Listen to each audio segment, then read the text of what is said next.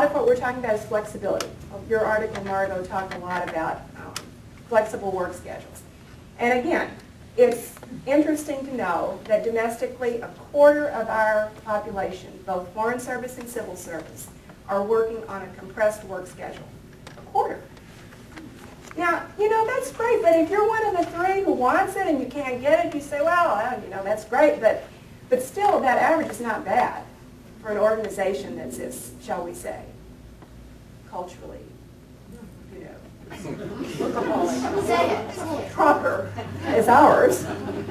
So, we have, we have part-time work schedules. I'm not going to go into all these statistics. If you want them, I have them. They're very interesting. Two more things that have come up recently. Help for women in the workplace. There's this issue about when new mothers come back to work, having access to a lactation room. This has been a really important issue to a lot of people. I'm happy to say that in the last couple of weeks we have met with the Bureau of Administration and we have their commitment to put a lactation facility in every building that we either own or have delegated authority to manage the space.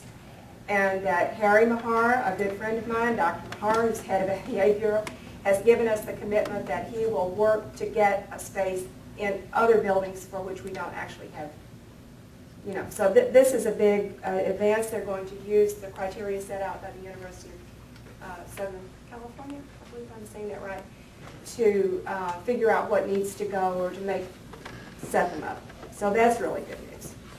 It is good news that in our leave regulations, we have changed some of the definitions.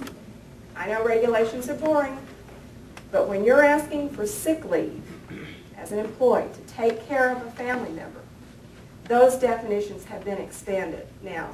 It includes grandparents, grandchildren, same-sex and opposite-sex partners, step-parents, stepchildren, foster, guardianship, and similar relationships, in addition to, you know, the usual parent, spouse, child.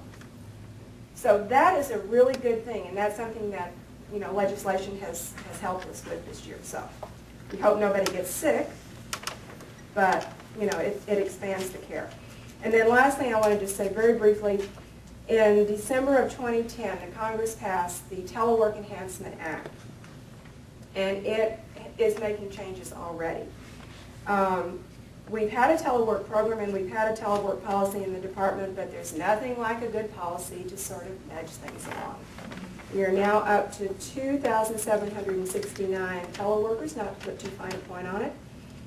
And this Telework Act has mandated us to do several things. To name a telework managing officer, every agency must have one. To go in and evaluate every position to determine whether or not the position's duties are telework eligible, and to notify the incumbent of that position of their eligibility. And we have taken this very seriously, and the emails are going to go out generated from the employment, global employment system next week. We are working toward a June 7th deadline to make this happen. Of course, we do have, so the question is, this is largely a domestic program now. There is some telework overseas. I think many people would like to see more telework happening overseas. I think, as usually happens in our programming, we pilot things here, we refine it, and then we recognize that it may not be as easy in some cases to have telework overseas, let's face it. We already know that the department has taken a very hard look at which positions need to be overseas in the first place. And we have examples. The Finance Center in Charleston, we've now decided that all of the finance stuff is going to be done there. Part of it used to be done in Paris. And we now have a large HR center, the HR service center that is there. So that is going to be a locus. We've already decided that not every job has to be overseas. So the jobs that have been, where the position is overseas, somebody has decided it's really important for it to be there.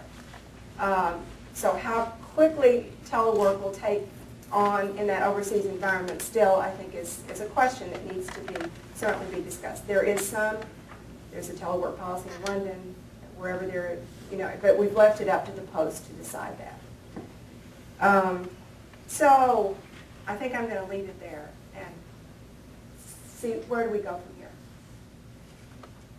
Thanks, Judy, and I'm sure a lot of the information that you have just shared with us is new to many people in the office and or in the department. And I'm sure you're going to get a lot of questions as we open this up for questions.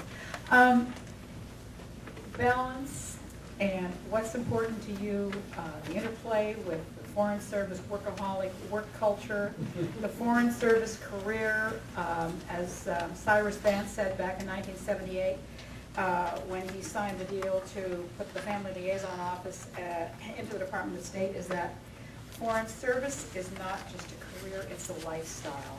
And it's a lifestyle that involves everyone in the family, spouse, and the children. And I think our next panelist, Steve Morrison, can shed some light on the kinds of things that enter into a work balance life when you have a child with special needs. Steve? Thank you. Thank you, Faye. Apologies, lacking the clip that goes with this microphone. And thank you, Susan and Ian and AFSA, for giving oxygen to this very important issue. I quickly surmised not only am I the thorn amongst many roses, but I'm the consumer of many of the programs that these women are representing and managing. In my particular case, in my family's case, obviously it's special needs activity. I have one child, a 15-year-old boy. We're just back from a long series of tours overseas. And I'm not going to subject you to our life story. We've all got stories about kids and family and parents and the like, but I would like to point to some of the challenges that we've faced, my wife and I, close partners in this journey, which I've coined, not to be too clever, sort of lost in space meets alien, where we're out there but encountering strange beings and, well, who knows who'll win. Just quickly, my son was diagnosed with a significant learning disability in 2004 in France. At the time, I was wrestling with what ended up being my single most important Foreign Service accomplishment, bar none. But that said, I promise you, there's just no way I could have done this without the backing of the many faceless bureaucrats and program managers and the people who helped me by helping my son.